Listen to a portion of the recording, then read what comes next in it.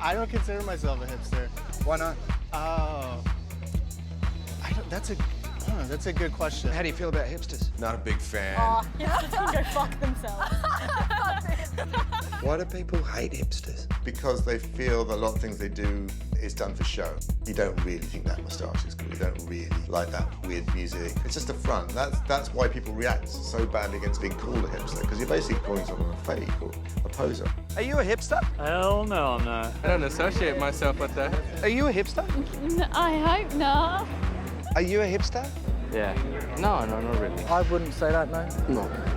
Yeah, I don't like to be labelled. Hipsters hate that. No. I think I am somewhat of a hipster, but it kind of pains me inside to say that. I think I look like a hipster, but I'm not a hipster. I don't know. I prefer not to be called a hipster, but Sorry. I know I have tendencies, but I'm trying to get out of looking like one. I'm all for them, I just don't want to be one. Why?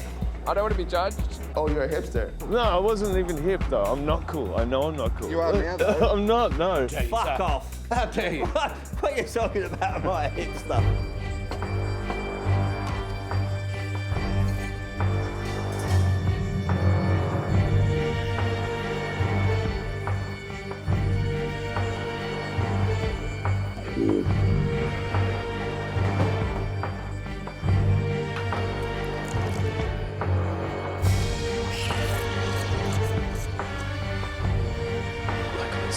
Single origin, artisanal.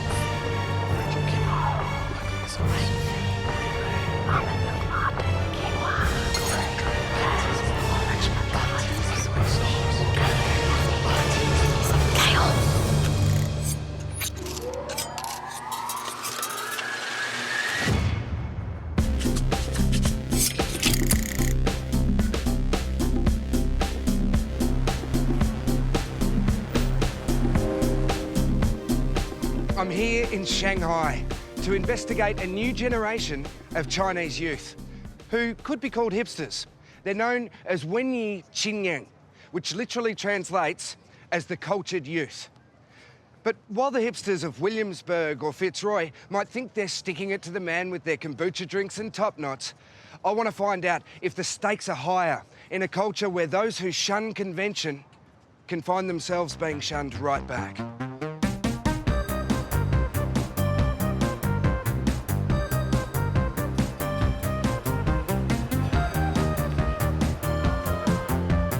Does the idea of the hipster exist in China? Yeah. Excuse my bad Chinese. We have. Wenyi Qinyan. Like literally, it's artistic youth, but yeah, you can say it's like youth with culture.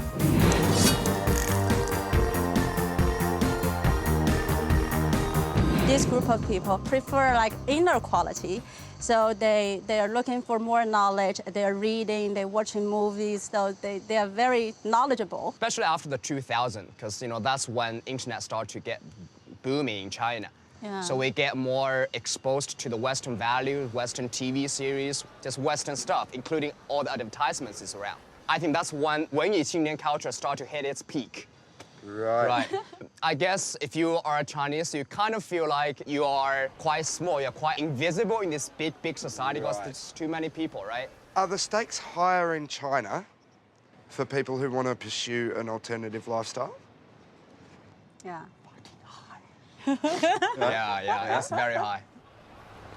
The society is really being dominated with a lot of the old values. Like get a job, get married, buy a house. Yeah. That's the standard path. Young people living in big city, they are trying to break this old stereotypical way of living your life. They want to seek some new meanings because they are the first generation. They are really going on this road to explore themselves, They can't really choose anyone from their father's generation, to refer to, Weixin is characterized by a lot of emotions, but this kind of attention to your own emotion, to focus on within, is completely lacking, for example, in my father's generation, because that was sort of like a totalitarian era. So everything is sort of like you take order from top down, right? So people don't really care what I want, what I feel. It's more about what this group of people is feeling, is going through. So is it an age of individualism? Yeah, I would say that. So Wenyi Qingyang, I think it's more about this uprising of this individuality. Right. But nowadays, it's more about like consumption, like icons. So they consumption of a lifestyle. Yeah, the right? consumption lifestyle. Back in the days, if a guy holds a book of Milan Kundera, the unbearable likeness of being, and he is perceived as a 文艺青年. So some guys say, oh, I want to look cool. I want to be this like really cool guy with inequality. So I go buy this book. So there's a lot of these culture icons out there that sort of like is being perceived as relevant to 文艺青年. If you take a Lomo camera or you wear a T-shirt like this, then you perceive like a 文艺青年. So no more inner quality at all. And that's why the people don't want to be labeled like that. So it's perceived as superficial. Or pretentious. You know, there is a similar negative connotation in the West. Hipster means a bunch of rich kids dressed up in a really shitty way, but every piece of their clothing is worth like 500 pounds. You know, and they're just lying around on the street, being cool, doing nothing. That's how I see it. I mean, like, what are you doing, you know, mate? You know, right? That's actually how 文艺青年 is being perceived in China. They're being perceived quite negatively because they are just being superficial. They're not doing things. You know, they're just traveling around, but they don't really know what they're traveling for. They're having a camera, but they take shit. You know, they don't really take anything that has a deeper meaning.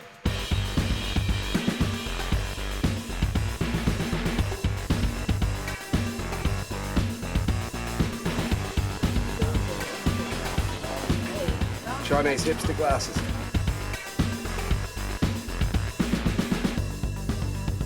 Cheers. Cheers. Even though Chin said that the hipster as we know it might not necessarily exist in China, to me, the 文艺青年 are basically the same. I wonder if they're easier to find than they are to pronounce.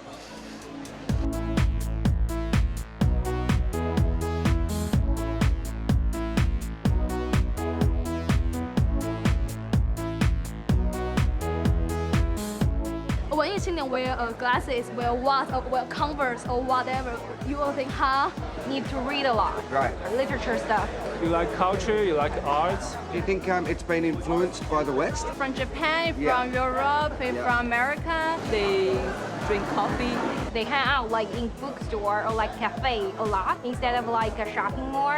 Do they love vintage? Oh yes, they love vintage too. You know how to like express yourself in a certain way instead of like people just talking nonsense. Is one of the things to travel as well? Yes, we have money now. We have visa is better and better. Yeah. We can speak English. I think being ourselves is very important. How does the mainstream treat you? They don't understand me, like I don't understand them.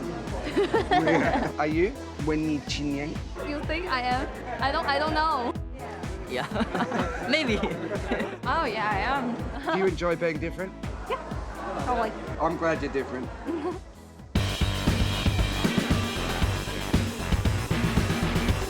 I was keen to find out more about how the 文艺青年 consume trends from the West. Is it safe for me to say that you guys were pioneers of the fixie scene here in Shanghai? We'd never say it ourselves, but sure.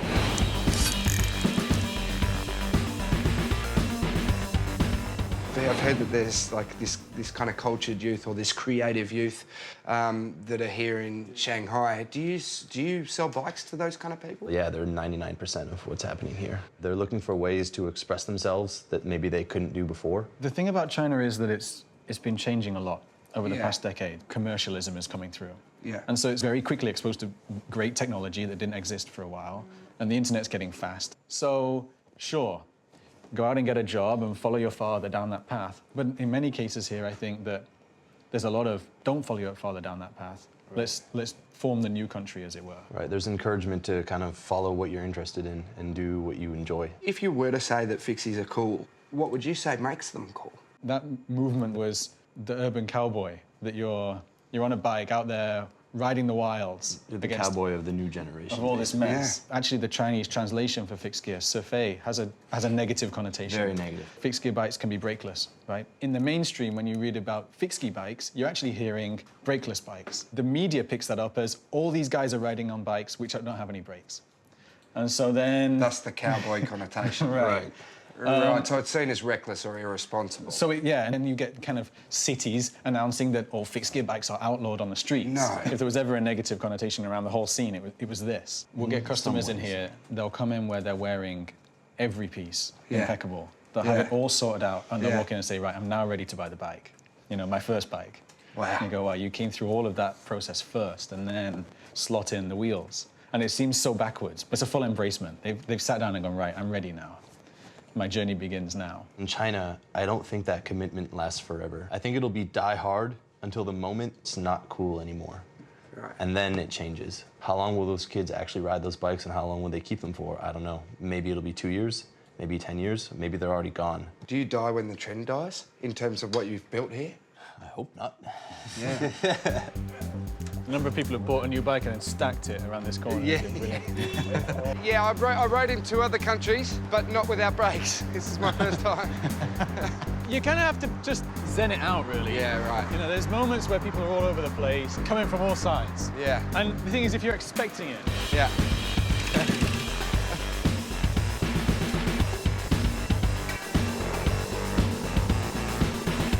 Oh, wow, this is going to be interesting. I nearly did myself in just back there. Yeah, I just simply can't stop. We're going to... The good news is the hospital bills are really cheap, so... Yeah. It gets pretty hectic down here, though. OK. People try and explain it to you. They say, well, the buses have precedent because why would one person be more important than 50 that are on a bus? They should have right-of-way constantly. Right. All right, it's getting hairy now. Wow.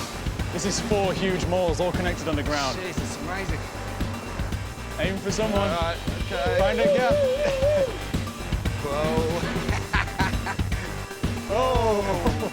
And if I get home safely, I'm going to feel quite lucky. Welcome to China. Yeah. Woo! Time for a beer, I think. Yeah, I reckon. Like the Western hipster, the Wenyi Qinyan are now perceived to have lost their way.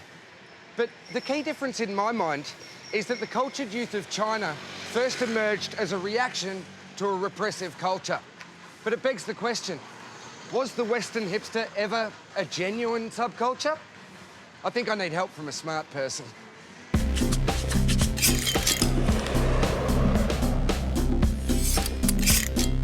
What better place to discuss the rise and fall of the hipster than here in Detroit, a place that has seen its own rise and fall. And who better to discuss it with than Professor Bruce Conforth, lecturer in American popular culture at the University of Michigan.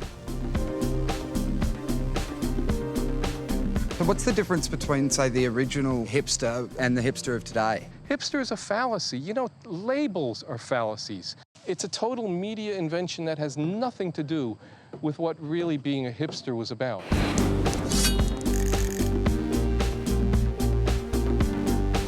Can subcultures exist in the digital age? There's a tendency for many of them to become much more short-lived than in the past, primarily because of the rapidity with which they are exploited. When you turn what begins as something honest and something with integrity into a marketing device, then it becomes relatively short order before a lot of the people who were originally involved say, hey, you know, this is not me. I don't want to have anything to do with that. I'm going to move on to something else.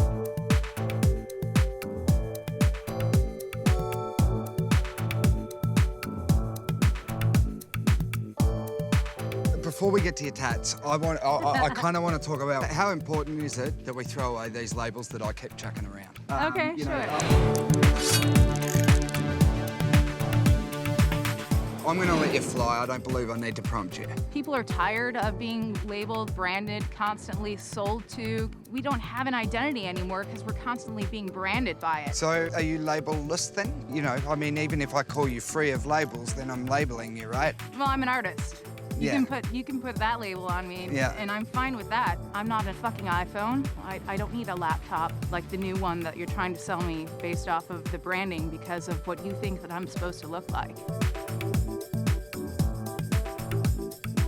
In my travels, I think that I've discovered there is the truer kind of hipster and then the person that just wants to look like a hipster. And it's always been that way. I mean, it was that way during the Beat generation. Right. You had true beats and you had beatniks. Yeah. You had, you know, hippies, and then you had, you know, your weekend warriors, the kids who on Friday night, you know, would put on their bell-bottoms and their tie-dye and go out and smoke some dope and go to a rock concert and feel like they were hippies.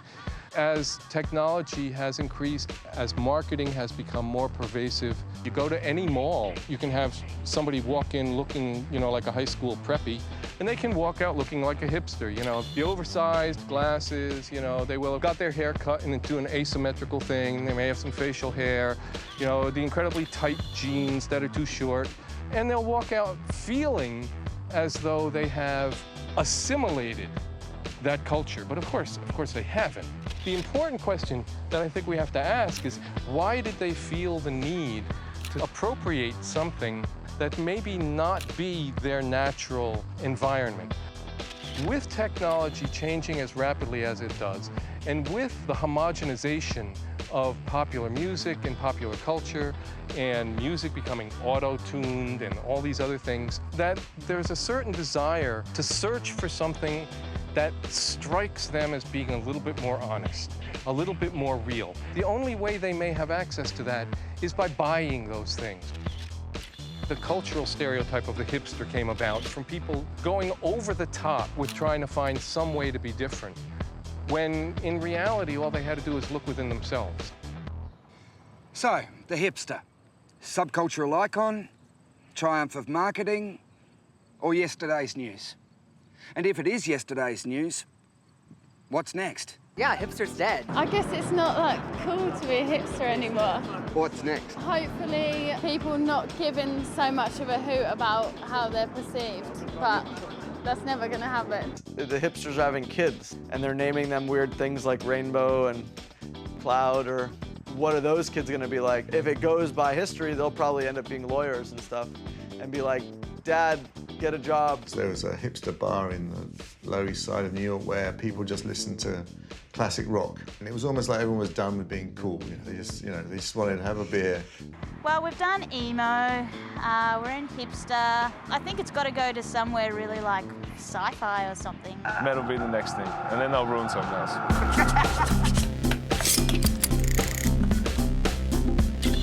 If hipster has come full circle, then so have I. I'm back at Shag Vintage Clothing in Melbourne. Jeremy knew where hipster started, so I'm banking on him being able to tell me what's next. I enlisted the help of a baroness in Cambridge to kind of help rid me of my FOMO, but it keeps coming back. Hipster's done, and I really need to know what's next. Well, there's the normcore craze at the moment. I have heard mention of the normcore about the place, but nobody seems to really know what it is. You're half hipster, half normcore. Normcore? Have you heard of normcore? No. No. I don't know what normcore is. Normcore? No. Tell me more. Tell me. What is it? Do I need to know about Apparently it's an anti-fashion fashion. Have you heard of normcore? Yeah, I don't know why though. Yeah, well, that's the thing. I think it's supposed to be a bit under the radar, but in reality, the people that are perfecting normcore are probably spending an hour getting ready in their simple, sort of under-the-radar outfit. So normcore is, as the name suggests, it's kind of softcore normal. I reckon it's hardcore normal. Hardcore normal. Yeah, when you okay. actually break it down, there's a lot of effort involved in looking so ordinary. Paint a picture for me.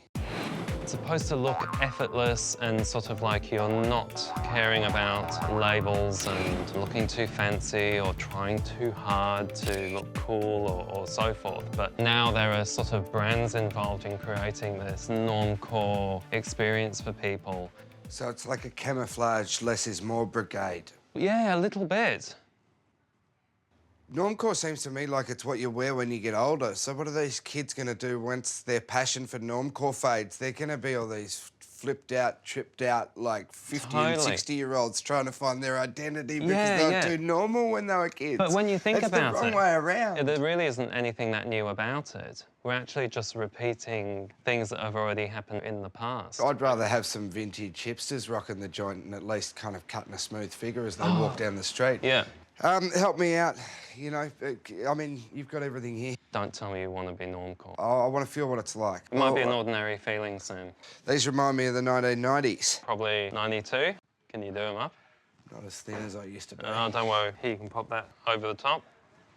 Bit of Nike. Disgraceful. Pop that on.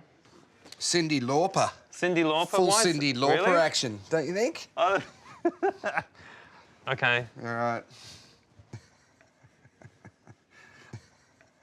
So I've got to walk normally now too. But you have to have a slight attitude, you know, an undercover attitude. Undercover attitude. Like you don't care, but you know. Yeah. I think you need a few little alterations. There you go. What do you think? Oh, I feel like a goose. Pop those on. I feel like a total fuckwit. Can I get back into my civvies? Yeah. Yeah. I think it's a good idea. Yeah. Excuse me, mate. Hey, can you tell me what the word hipster means to you? Hipster? You're about 5 years too late.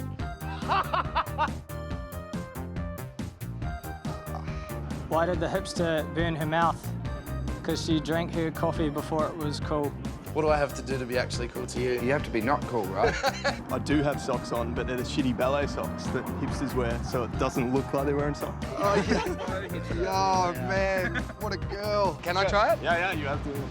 So you can have a hipster ride. Okay. Could I wear your glasses as well? Yeah, sure. You want my mustache as well? How many hipsters does it take to change a light bulb?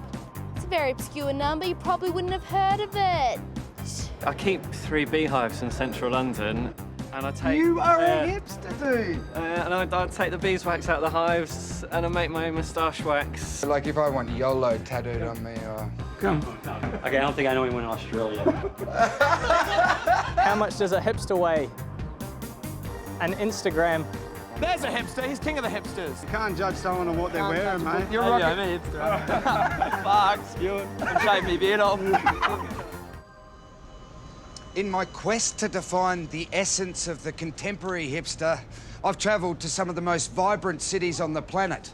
But it's here, in the unlikeliest of places, that I finally succeeded. Ladies and gentlemen, I give you the hipster. An absurd, ridiculous, mass-produced confection. Saturated with media exposure, diluted with overuse, artificially sweetened by multinationals, packaged and sold for us to suck up greedily until the initial rush fades and we realise we're just rotting from the insides. So, what do I take away from all of this? Apart from this drink, obviously, I meant that in a philosophical sense. What did it all mean? Well, to me, despite what it's come to, hipster did mean something. Once. Briefly. It speaks to our need to stand out in a world where the sum total of human endeavour and creativity can be downloadable at 10.5 megabits per second. It was an attempt to unplug from all of that and remember what was pure, individual and authentic about what went before. Until it got gobbled up by the very machine that it was trying to escape from in the first place, of course. Perhaps the legacy of the hipster is to remind us that today's individualism is tomorrow's store chain window display. If that's true, what do we do next? Nothing? Occupy something? Go normcore? Whatever the case, I've learnt that it's more important now than ever to not give a flying fuck about what anybody else might think. I've also learnt that this convenience store beverage, poured, of course, into a plastic mason jar, speaks more eloquently about the hipster trend than I ever could. Thanks for watching. Ugh.